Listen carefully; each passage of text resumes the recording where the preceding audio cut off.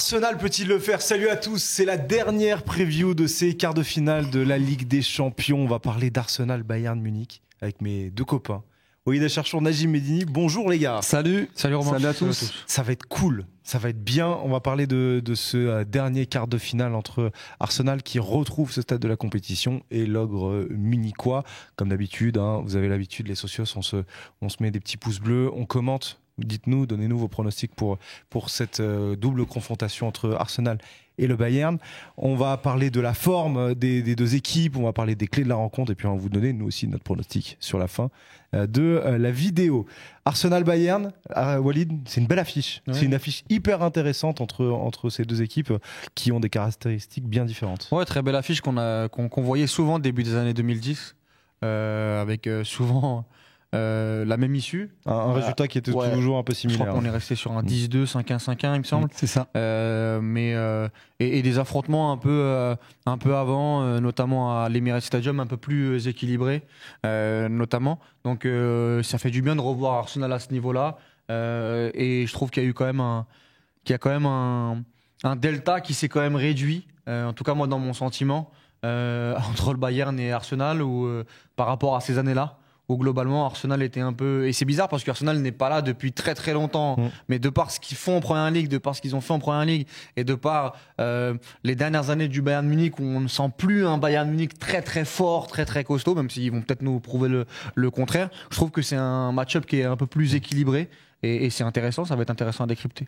Najim, ce qui est bien avec toi en plus, c'est qu'on a le passionné. Alors juste, j'ai pas pris parti, c'est pas parce que j'ai mis un drapeau d'Angleterre. Ah dommage, je pensais que tu avais pris parti, ça me faisait plaisir. non, dommage. Najim, content de retrouver Arsenal, bien sûr, j'imagine, en quart de finale de Ligue des Champions. Content de les voir affronter ce Bayern-là ou pas? Bien sûr, déjà ça faisait 14 ans qu'Arsenal n'avait pas connu un quart de finale de Ligue des Champions depuis 2009-2010. Je n'étais même pas majeur, donc je suis très content. Content aussi d'avoir une belle affiche contre le Bayern Munich, parce que je voulais éviter une confrontation avec un autre club anglais, par exemple Manchester City, qu'on a déjà en Première Ligue. Et je voulais éviter également des équipes un peu piégeuses, l'Atlético, le PSG aussi, qui aurait pu être une adversité un peu piégeuse pour Arsenal. Quoi. Non, là, le Bayern. Sauf le Bayern. Le Bayern, le Real, le Barça, c'était des affiches qui me faisaient un peu rêver, qui me faisaient un peu kiffer.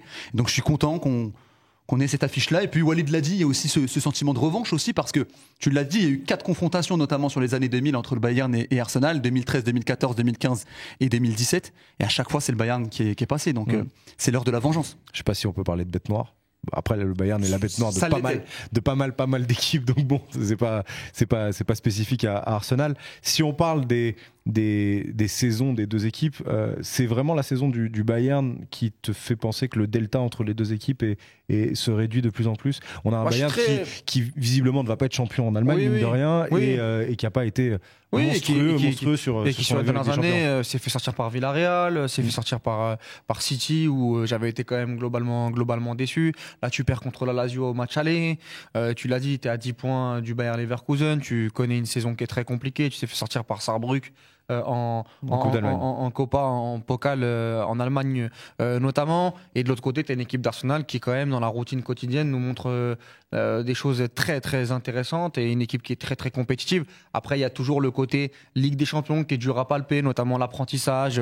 On se rappelle de Manchester City qui était revenu et qui avait eu besoin quand même de certaines éliminations, mais après chaque club a son histoire en Ligue des Champions. Peut-être qu'Arsenal aura un apprentissage un peu plus express que Manchester City pour battre ce type d'équipe. Donc voilà, on a peut-être l'ADN Ligue des Champions qui y affronte une équipe qui en a un peu moins, mais qui est sur une meilleure dynamique, qui concourt avec deux équipes légendaires, Liverpool et City, pour gagner la Première Ligue. C'est un peu tout ça qui s'entremêle et qui donne une affiche qui est hyper excitante et qui sincèrement est très indécise. Najim, si on parle un peu de la campagne de Ligue des Champions d'Arsenal, est-ce que tu es d'accord pour dire qu'il y a une vraie différence entre ce qui se passe à domicile à l'Emirates et ce qui se passe à l'extérieur? Je pense notamment à la défaite à Porto, la défaite à Lens aussi en phase de poule. Là, le fait que l'aller soit à l'Emirates et le retour à l'Allianz Arena, c'est une variable qui est hyper importante sur cette double confrontation. Énormément. Ça peut vraiment jouer parce que, tu l'as dit, il y a quand même un petit delta entre ce qu'est capable de faire Arsenal à l'Emirates Stadium et à l'extérieur. Ça se retranscrit aussi en championnat où généralement, à domicile, Arsenal a tendance à un petit peu à écraser ses adversaires, à ne laisser aucune chance à ses adversaires. Après, à l'extérieur, il reste sur 2-3-6-0 quand même. Oui, non, mais à l'extérieur, ça peut parfois être un petit peu plus compliqué, notamment contre les gros. Par exemple, je te donne un exemple. À l'aller, Arsenal a gagné 1-0 contre Manchester City. Je suis pas certain qu'Arsenal va être capable de gagner à l'Etihad Stadium. Donc, va falloir voir s'ils vont être capables de le faire contre le Bayern.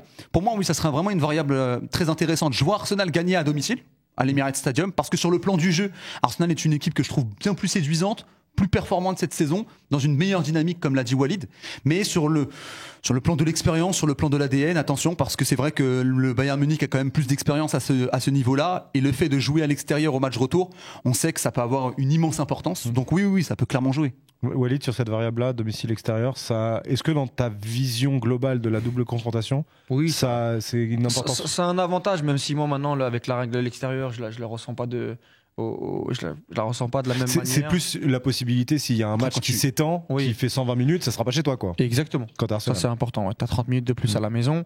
Et avec le Bayern, j'ai plus cette impression d'équipe qui peut mettre 4, 5, 6 buts à n'importe qui, à la maison, comme c'était le cas auparavant. Là, ils l'ont fait contre la Lazio, mais la Lazio reste la Lazio. Je trouve qu'Arsenal j'enfonce une porte ouverte et bien supérieure, a plus de munitions. Si par exemple on suit la théorie de Najim sur le fait que l'Arsenal gagnerait à la maison, je ne sais pas si c'est largement ou pas, mais je pense qu'ils auront des munitions à faire valoir au match retour. Surtout quand on voit que cette équipe du Bayern, pour moi, reste fragile, reste friable et reste prenable. Si c'était il y a 2-3 ans, je te dirais peut-être pas la même chose. Donc je suis vraiment sur du 50-50 sur cette double confrontation. C'est peut-être pour moi, dans mon esprit, le quart de finale le plus indécis. Pour moi, dans mon sentiment. C'est-à-dire que j'ai... faudra quand même vous mouiller quand on fera le pronostic. Bien sûr, mais je vois City, je vois le PSG, je vois l'Atlético. Sur Arsenal-Bayern... c'est compliqué, ouais. Je suis indécis. Ouais.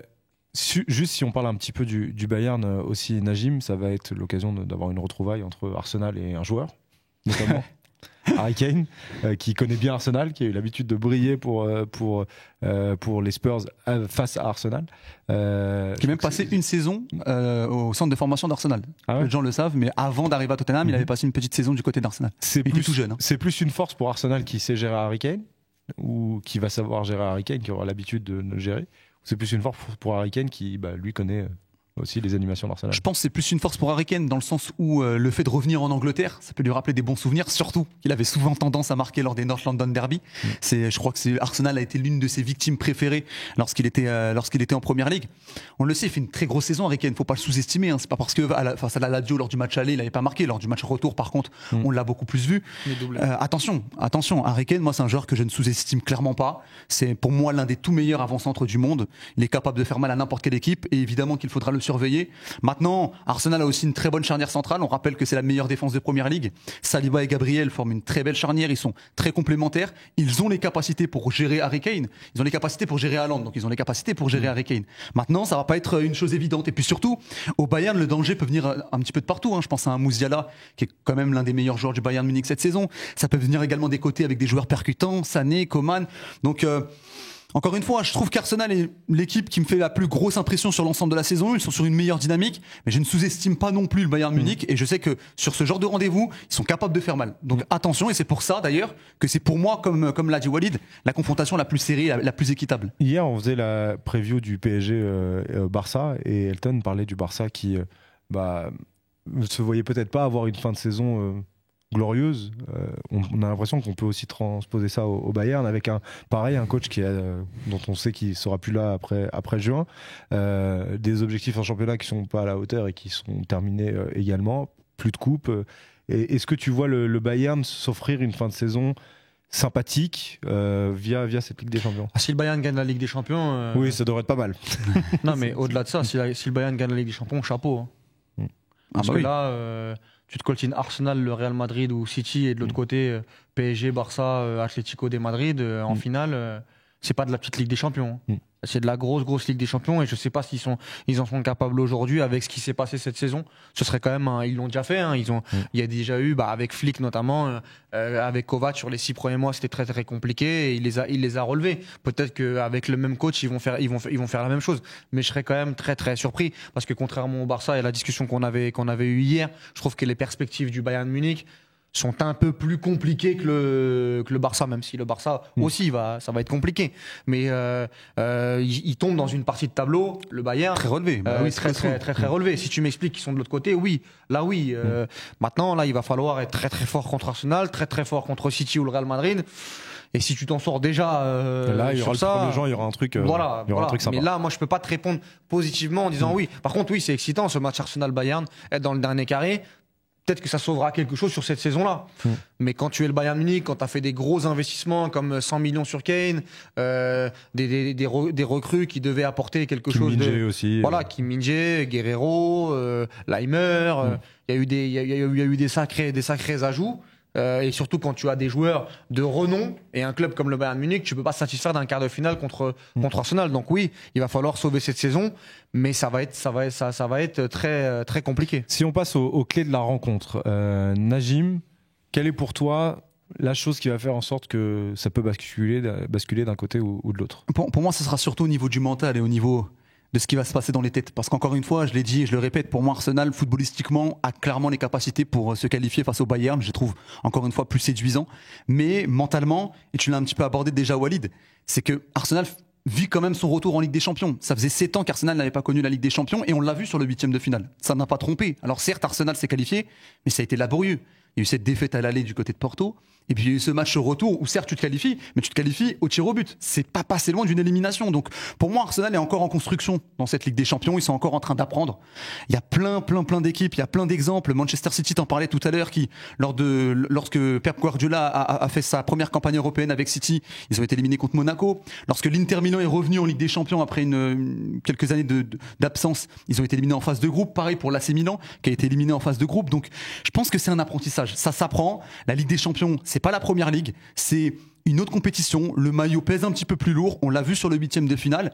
Et moi, c'est ma seule vraie inquiétude du côté d'Arsenal. C'est que je vois Arsenal gagner à domicile parce qu'à l'Emirates Stadium, ils sont généralement souverains.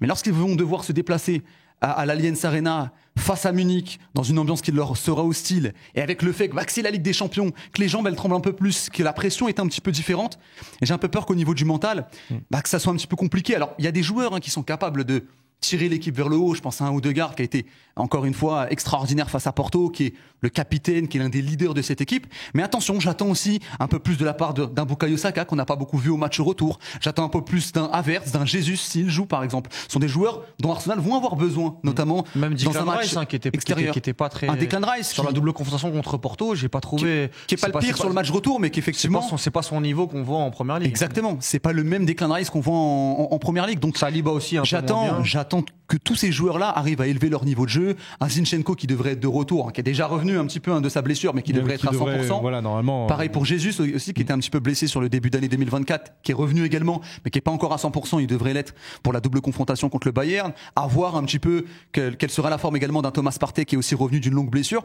Donc tout ça, ce sont des points d'interrogation et j'espère que ces joueurs-là, mentalement, vont réussir à se mettre au niveau de la compétition et qu'ils vont avoir le même rendement qu'ils peuvent avoir en première ligue. Walid, pour toi, quelle est la clé de cette double confrontation entre Arsenal et Bayern? Les deux numéros 10, Odegaard et Musiala. Pour moi, c'est la clé de la double confrontation. Celui qui s'en sortira le mieux dans cette double confrontation, ça mènera oui, celui qui est entre les lignes sera le plus performant. Musiala entre Declan Rice et Jorginho, ou si c'est un autre milieu de terrain. Et pour servir Kane dans les meilleures conditions, que ce soit à l'aller ou au retour dans deux configurations différentes, dans des situations où ils n'auront pas le ballon, en transition où ils l'auront, pour trouver la créativité entre les jambes de défenseurs, entre les lignes, ce côté spécial avec les pieds, et de l'autre côté la même chose pour Odegaard. Tu sens qu'il y a les armes dans chaque équipe pour contrer. Alors, il y a les armes Arsenal pour contrer Musiala, il y a les armes au Bayern pour contrer Odegaard. Oui, je pense. Après, j'ai un peu plus de doutes pour le milieu de terrain du Bayern Munich. parce que Pavlovic est très très bon en ce moment, mais Kimmich a été replacé à droite, donc c'est un milieu de terrain qui encore une fois se cherche. Donc il va falloir voir, et je pense que Arteta va essayer de capitaliser là-dessus avec Havertz qui est toujours dans ce rôle-là, un peu libre, qui se balade, et Odegaard aussi. Et ces deux-là qui peuvent se balader entre la défense centrale et le milieu de terrain, ça peut gêner avec Saka et peut-être le retour de Martinelli qui va sûrement faire du bien, parce que tu l'as pas évoqué, il n'était pas là au retour, ou même un Trossard. Donc ouais, pour moi ça va être vraiment les deux meneurs de jeu, et puis moi ça me fait du bien. On dit souvent que les numéros 10 n'existent plus. Là, on en a deux. Ce football-là, avec deux meneurs de jeu, moi, ça me plaît. Et j'espère qu'ils vont être au rendez-vous. Ouais. Donc, on a le mental côté Najim et les numéros 10, Martinelli, n'importe quoi. Odegaard contre Moussiala pour Walid. J'ajoute un détail, c'est que Arteta et Tuchel aussi, ça va être des retrouvailles, entre guillemets, pour eux, vu que Tuchel a coaché du côté de Chelsea. Le bilan, c'est 3 matchs, 2 victoires pour Arteta, 1 victoire pour Thomas Tuchel. Et ça va être un petit peu en paradoxe avec ce que j'ai pu dire, mais les 2 victoires d'Arsenal, c'était 2 victoires à l'extérieur. Donc, sait-on jamais, peut-être que ça va se servir, dont une victoire 4-2, qui est restée un peu dans les mémoires des supporters d'Arsenal, avec un but de Saka, avec un but d'Emile Smith-Rowe. Mais bon, c'était il y a déjà une certaine époque. Ah oui, Emile Smith-Rowe sur un terrain, ça date. C'était il y a pas mal de temps, c'était il y a 2 ans, je crois. On passe à la dernière partie avec le pronostic. Je vous montre les cotes. C'est fait par Winamax. Les cotes entre Arsenal et le Bayern, c'est les cotes des qualifications finales. Arsenal est favori. Arsenal est favori à la qualif à 1,80. Le Bayern est à 1,90. Alors, Arsenal est favori, mais vous voyez, 1,80, 1,90. On est ce qu'on appelle, en termes de paris, ça s'appelle un flip. C'est quasiment les mêmes cotes pour l'un et pour l'autre. Najim, tu vois quoi? C'est le moment de se mouiller, c'est ça? Ouais. C'est un peu compliqué. Moi, franchement, comme je vous le disais, je vois une victoire d'Arsenal à domicile. Non, là, c'est la qualification. Sur la qualification. Ouais. Sur la qualification, j'ai un peu peur qu'Arsenal, en fait, perdent un peu ses moyens à l'extérieur. Le fait que le Bayern joue le match retour à l'extérieur, je leur donne un léger avantage. Donc je vais dire le Bayern Munich par rapport justement à cette variable-là, le fait que le Bayern va jouer à l'extérieur le deuxième match. Enfin, va le jouer à domicile. À domicile, pardon, le deuxième match. Donc le Bayern à 1,90. Walid. C'est pas facile. Hein. C'est très très dur, mais moi je pense que toutes les 15-20 minutes je peux changer d'avis. Pareil. Donc je vais te donner mon avis là à l'instant T, qui peut changer dans 20 minutes et qui était différent il y a 20 minutes. Et je vais te dire Arsenal. Arsenal à 1,80. C'est mon mood du quart d'heure. C'est ton mood du quart d'heure là. Et puis, reposez-lui la question après dans les commentaires. Mais je répète, j'ai dû le dire dans une autre émission, peut-être dans le WFC, j'ai dû dire l'inverse. Ne me reprochez pas mon incohérence. Il y en a, c'est classe. Non, mais c'est comme ça, c'est très très serré. Et voilà, avec la discussion, discutons, et on a discuté. Et avec le mood de la discussion là, j'ai des arguments qui sont donnés, qui sont bien donnés. J'ai des images qui me sont venues. J'espère que tu as raison en tout cas. Du côté d'Arsenal. Discutons peut-être un peu plus, et peut-être que j'irai de l'autre côté.